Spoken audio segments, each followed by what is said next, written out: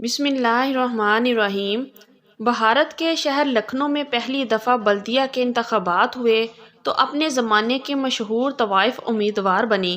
جب طوائف امیدوار بنی تو اس کے خلاف کوئی بھی شخص الیکشن لڑنے کو تیار نہیں تھا، کیونکہ تمام سیاسی پارٹیوں کے سربراہ طوائف کے کوٹھے پر آیا کرتے تھے اور طوائف کے پاس تمام لوگوں کی ویڈیوز موجود تھیں۔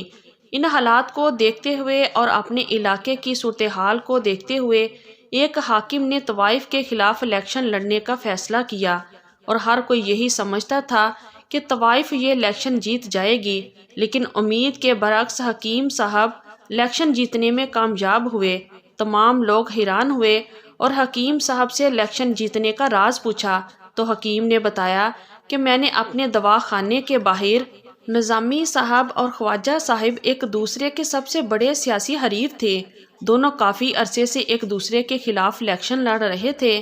کبھی خواجہ کی پارٹی فتح یاب ہوتی تو کبھی نظامی صاحب کی پارٹی کامیابی حاصل کرنے میں کامیاب ہو جاتی، مگر ان دونوں کے علاوہ کسی پارٹی میں اتنی ہمت نہیں تھی کہ وہ ان کے مقابلے میں لڑ سکیں۔ دونوں پارٹیاں ایک دوسرے کو نیچا دکھانے کے لیے مختلف حربے استعمال کرتے تھے۔ ان دونوں کے کارکنوں کے درمیان ہر سال لڑائی جھگڑا جاری رہتا، حالانکہ مقامی صحافیوں اور میڈیا پرسنز نے ان کو آپس میں ملانے کی کوشش کی اور انہیں یہ بات باورہ کرائی کہ لڑائی جھگڑے میں کچھ نہیں رکھا۔ اگر آپ مل کر علاقے کی ترقی کے لیے کام کریں گے تو اس سے اچھی بات اور کوئی ہو ہی نہیں سکتی، مگر دونوں فریق ایک کان سے سنتے اور دوسرے سے نکال دیتے۔ اس سال انتخابات ہوئے تو دونوں امیدواروں نے خوب تقریریں کی اور ایک دوسرے کے خلاف عوام میں زہر اگلنے کی کوشش کی۔ بقول نظامی صاحب کے کہ اس علاقے کی ترقی میں صرف ہماری پارٹی نے ہی کام کیا، جبکہ خواجہ کی پارٹی صرف تقریر کرنے میں ہی ماہر ہے۔ خواجہ کے بقول کہ اس شہر کے تمام مسائل ہماری پارٹی نے ہی حل کیے ہیں۔ شہر میں بجلی گیس کی فراہمی کو یقینی بنایا گیا۔ اس کے علاوہ تعلیم کے میدان میں بھی ہماری پارٹی نے کام کیا۔ خواجہ کی پارٹی نے نظامی کے خلاف ایک منصوبہ بنایا۔ انہیں کسی طرح اس بات کا علم ہو گیا کہ نظامی کو چھپکلیوں سے ڈر لگتا ہے، اگر اس کے گھر میں کوئی چھپکلی آئے تو وہ گھر میں قدم نہیں رکھتا۔ ایک دفعہ نظامی نے ایک بڑے پنڈال سے خطاب کیا۔ خواجہ کی پارٹی کے کارکنوں نے اپنا ایک کارکن اس پنڈال میں بھیجا۔ نظامی کی تقریر بڑے جوش و خروش سے جاری تھی کہ بڑے مجمع میں سے ایک آدمی نے نظامی صاحب پر چھپکلی پھینک دی اور بھاگ گیا۔ بس پھر کیا تھا، نظامی صاحب نے ایک چیخ بلند کی اور پھر بھاگنا شروع کیا۔ کارکن اس کے پیچھے آوازیں دیتے رہے کہ سر واپس آ جائیں، چھپکلی مری ہوئی تھی اور یہ رہی چھپکلی، مگر اس نے کسی کی بات نہیں سنی اور بھاگنا جاری رکھا۔ نظامی صاحب کی تقریر لائیو ریکارڈ ہو رہی تھی۔ اس کے علاوہ لوگ بھی اپنے موبائلز میں نظامی صاحب کی تقریر ریکارڈ کر رہے تھے۔ تقریر کرنے کے دوران جب یہ عجیب و غریب واقعہ پیش آیا تو نظامی کی تذلیل پر لوگوں نے بہت سارے فنی کلپ بنائے اور سوشل میڈیا پر وائرل کر دیے۔ خواجہ کی پارٹی والوں نے اس کا خوب مذاق اڑایا اور کہا کہ جن کا لیڈر اتنا بزدل ہو وہ عوام کی کیا خاک خدمت کرے گا، وہ عوام کو بھی بزدل بنائے گا۔ نظامی صاحب نے اپنی پارٹی کے کارکن بلائے اور کہا کہ ہمیں ہر حال میں ان سے بدلہ لینا ہے۔ ان لوگوں نے میری کمزوری کا فائدہ اٹھایا اور ہم اینٹ کا جواب پتھر سے دیں گے۔ 2 دن بعد خواجہ نے ایک کالج میں تقریر کرنا تھی اور نوجوانوں سے خطاب کرنا تھا۔ کالج کی انتظامیہ کے ایک نوجوان کو بہت سارے پیسے دیے گئے اور اسے کہا گیا کہ کسی طرح بھی کوئی ایسا کام کرو جسے خواجہ کی بے عزتی ہو۔ نوجوان کی جیب گرم ہو چکی تھی۔ وہ ساری رات سوچتا رہا کہ ایسا کیا کروں جسے میں پکڑا بھی نہ جاؤں اور خواجہ کی بے عزتی ہو جائے۔ آخرکار اس کے دماغ میں ایک ترکیب آئی۔ تقریر والے دن اس نے مائک کے اندر کرنٹ چھوڑ دیا۔ عین اس وقت جب خواجہ صاحب اسٹیج پر آئے اور تقریر کرنے کے لیے مائک ہاتھ میں پکڑا تو کرنٹ کا بہت بڑا جھٹکا لگا۔ خواجہ صاحب وائبریٹر کی طرح کانپ رہے تھے۔ پورے مجمع میں ہلچل پیدا ہو گئی۔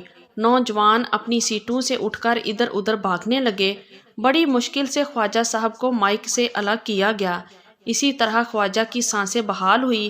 خواجہ کی جان تو بچ گئی، مگر اب خواجہ نے اپنے آپ سے وعدہ کیا کہ اب میں ان کے ساتھ ایسا کام کروں گا کہ یہ زندگی بھر یاد رکھیں گے اور نظامی کسی کو منہ دکھانے کے قابل نہیں رہے گا۔ پارٹی کارکنان نے خواجہ صاحب سے پوچھا کہ آپ کیا کرنے جا رہے ہیں؟ خواجہ صاحب نے کہا کہ میں اس دفعہ نظامی کے خلاف الیکشن لڑوں گا ہی نہیں۔ پارٹی کارکنان یہ سن کر حیران ہوئے اور کہا، خواجہ صاحب آپ کیسی باتیں کر رہے ہیں؟ اگر آپ الیکشن نہیں لڑیں گے تو یہ نظامی کی جیت ہوگی۔ ہمیں آپ سے اس بات کی ہرگز امید نہیں تھی۔ خواجہ صاحب نے اپنے ممبران سے کہا کہ تم میری بات کا مطلب نہیں سمجھے۔ اس دفعہ نظامی کے خلاف اس شہر کی سب سے معروف مشہور طوائف دلربا خان الیکشن لڑے گی۔ پارٹی ممبران نے جب یہ سنا تو کہا، خواجہ صاحب آپ کیسی باتیں کر رہے ہیں؟ ہماری طرف سے ایک طوائف اس کے خلاف الیکشن لڑے گی اور اسے ہمیں کیا حاصل ہوگا؟ یہ تو ہماری ہی بے عزتی ہوگی۔ خواجہ صاحب نے کہا، بے وقوف، تم میری بات کو نہیں سمجھ سکتے۔ جب نظامی ایک طوائف سے ہارے گا تب مزہ آئے گا، تب اس کی شکل دیکھنے والی ہوگی، اس کی وہ تذلیل ہوگی جو زندگی بھر یاد رکھے گا۔ پارٹی کارکنان نے کہا، لیکن اگر وہ طوائف جیت گئی تو پھر ہمارا کیا ہوگا؟ خواجہ نے کہا، تم فکر مت کرو، وہ طوائف سے نہیں جیت پائے گا۔ شہر بھر میں یہ خبر مشہور ہو گئی کہ اس دفعہ نظامی کے مقابلے میں طوائف دلربا خان الیکشن لڑنے جا رہی ہیں۔ پورے شہر میں یہ خبر آگ کی طرح پھیل گئی۔ لوگ حیران تھے کہ خواجہ نے آخر اتنا بڑا فیصلہ کیسے کر لیا۔ خواجہ صاحب کی طرف سے دلربا خان کو دعوت دی گئی اور اسے پارٹی کی طرف سے الیکشن لڑنے کو کہا گیا۔ دلربا خان نے خواجہ صاحب کا شکریہ ادا کیا اور اس بات کی یقین دہانی کرائی کہ میں ہی الیکشن میں کامیابی حاصل کروں گی۔ خواجہ صاحب نے طوائف سے کہا کہ اگر تجھے نظامی سے شکست کا سامنا ہوا تو پھر تمہارے لیے بھی مسئلے پیدا ہوں گے، اسی لیے ابھی سے سوچ لو۔ دلربا خان نے خواجہ صاحب سے کہا کہ میں اس بات کی گارنٹی تو دیتی ہوں کہ میں اسے جیت جاؤں کوئی، لیکن اس کے لیے آپ کو بھی ایک قربانی دینا پڑے گی۔ الیکشن کمپین میں اپنے طریقے سے چلاؤں گی، میرے ساتھ مشہور معروف ڈانسرز ہوں گے۔ تقریر تو ہم کر نہیں سکتے، سٹیج پر ڈانس کر کے عوام کو اپنی طرف مائل کرنے کی کوشش کریں گے۔ ہم جس علاقے میں جائیں گے تو اس الیکشن کمپین کا سارا خرچہ آپ پر ہی ہوگا۔ خواجہ صاحب نے طوائف سے کہا کہ اس لحاظ سے تمہیں فکر مند ہونے کی ضرورت نہیں، تمہارے اکاؤنٹ میں آج ہی اتنے پیسے بھیج دوں گا جتنی رقم تم چاہو، بس میں نظامی کو تجھے شکست دینا چاہتا ہوں، یہی میرا خواب ہے۔ طوائف نے کہا، خواجہ صاحب آپ فکر مند نہ ہوں، اب بس دیکھتے جائیں میں اس کے ساتھ کیا کرتی ہوں۔ میں آپ کے مخالفین کو سکھ کا سانس نہیں لینے دوں گی۔ ادھر جب نظامی کو پتہ چلا کہ میرے خلاف ایک طوائف الیکشن پر کھڑی ہو رہی ہیں تو اس نے کہا کہ مجھے کیا پڑی ہے اس طوائف کے خلاف الیکشن لڑنے کی، میں بھی الیکشن پر کسی دوسرے شخص کو کھڑا کروں گا۔ یہ میرے شان نہیں کہ ایک عورت سے مقابلہ کروں، وہ بھی ایک ایسی عورت جو لکھنؤ کی ہر گلی میں ناچ چکی ہیں۔ خواجہ نے مجھے نیچا دکھانے کی کوشش کی ہے تو میں بھی منہ توڑ جواب دوں گا، اور ایسا جواب کہ خواجہ نے زندگی میں سوچا نہیں ہوگا۔ میں خواجہ کے ساتھ ایسا حشر کروں گا کہ وہ زندگی بھر یاد رکھے گا اور کبھی نہیں بھول پائے گا۔ پارٹی کے کارکنوں نے نظامی سے کہا کہ نظامی صاحب قدم پھونک کر رکھیں، خواجہ نے ہمارے خلاف کمپین سٹارٹ کر دی ہے، آپ نے ایسے طریقے سے ہرانا ہے، ایسے طریقے سے جو وہ سوچ بھی نہ سکے۔ اگر آپ الیکشن نہیں لڑنا چاہتے تو اپنی جگہ کسی کو طوائف کے خلاف لڑانے کا ارادہ ہے۔ نظامی نے کہا، میری جگہ ہمارے علاقے کا مشہور معروف حکیم شمس الدین اس طوائف کے خلاف الیکشن لڑے گا۔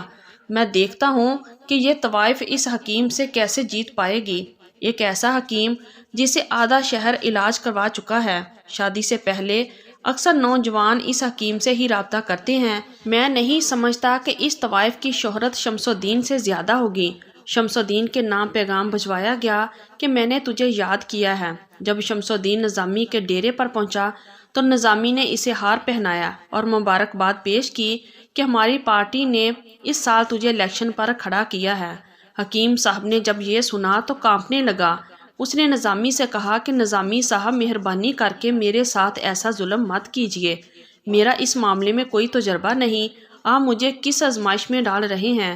نظامی نے حکیم شمس الدین سے کہا کہ میاں سوچ سمجھ کر بات کرو، نظامی کو انکار کرنے کا مطلب یہ ہے کہ تمہارے تمام دواخانوں کو آگ لگا دوں گا، پھر نہ تم گھر کے رہو گے نہ ہی گھاٹ کے۔ نظامی تمہیں عزت دلانا چاہ رہا ہے، تمہارا نام روشن کرنا چاہ رہا ہے، اسی لیے تجھے اپنی جگہ الیکشن لڑوا رہا ہے، اور تم ہو کہ شرمائی جا رہے ہو۔ میں نے تجھ سے زیادہ بیوقوف بزدل شخص دنیا میں نہیں دیکھا۔ ارے تجھ سے اچھی تو وہ دلربا خان ہی ہے جو الیکشن لڑنے جا رہی ہیں۔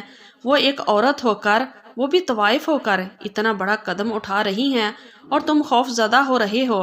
حکیم صاحب نے نظامی سے معافی مانگی اور کہا جیسا آپ کا حکم ہوگا میں ویسا ہی کروں گا۔ نظامی نے کہا یہ ہوئی نا بات، تم فکر مت کرو، الیکشن کے سارے اخراجات میری طرف سے ہوں گے اور الیکشن جیتنے پر میری طرف سے تجھے ایک خصوصی انعام دیا جائے گا، ایک ایسا انعام جس کے بارے میں تو نے زندگی میں نہیں سوچا ہوگا۔ حکیم شمس الدین الیکشن لڑنے کے لیے رضامند ہو گئے۔ حکیم صاحب کی طرف سے پارٹی کے کارکنوں نے ایک نعرہ تیار کیا۔ نعرہ کچھ اس طرح کا تھا: ہدایت چوک کے ہر ووٹر شکین کو دل بے شک دیجیے، دلربا کو، مگر ووٹ صرف شمس الدین کو۔ دلربا خان کے سپورٹرز نے جب یہ نعرہ سنا تو انہوں نے بھی اپنی پارٹی کا ایک نعرہ تیار کیا۔ تو یہ نعرہ کچھ اس طرح کا تھا: اے ہدایت چوک کے ہر ووٹر شکین کو دلربا کو ووٹ دیجیے، نبض شمس الدین کو۔ حکیم کی یہ خوش قسمتی تھی کہ اس کا یہ نعرہ زیادہ مشہور ہوا اور اسی نعرے کی بدولت حکیم شمس الدین یہ الیکشن جیت گیا۔ پورے شہر میں حکیم کی کامیابی پر جشن منایا گیا۔ دلربا خان خود حکیم کے پاس اس کے گھر خصوصی مبارکباد دینے آئی۔ اس نے حکیم صاحب کو کہا کہ آپ کو بہت بہت مبارک ہو، میں نے الیکشن جیتنے کی کوشش کی لیکن کامیابی نے آپ کے ہی قدم چومے، مگر مجھے اس ہار سے کوئی فرق نہیں پڑتا، لیکن آپ کی جیت سے ایک بات تو ثابت ہوئی کہ لکھنؤ میں مرد کم اور مریض زیادہ ہیں۔ تو یہ تھی ہماری آج کی سٹوری۔ اگر آپ لوگوں کو اچھی لگی ہے تو پلیز ویڈیو کو لائک کیجئے اور ہمارے چینل کو بھی سبسکرائب کیجئے اور کمنٹ باکس میں اپنی رائے کا اظہار ضرور کیجئے۔ شکریہ، اللہ حافظ۔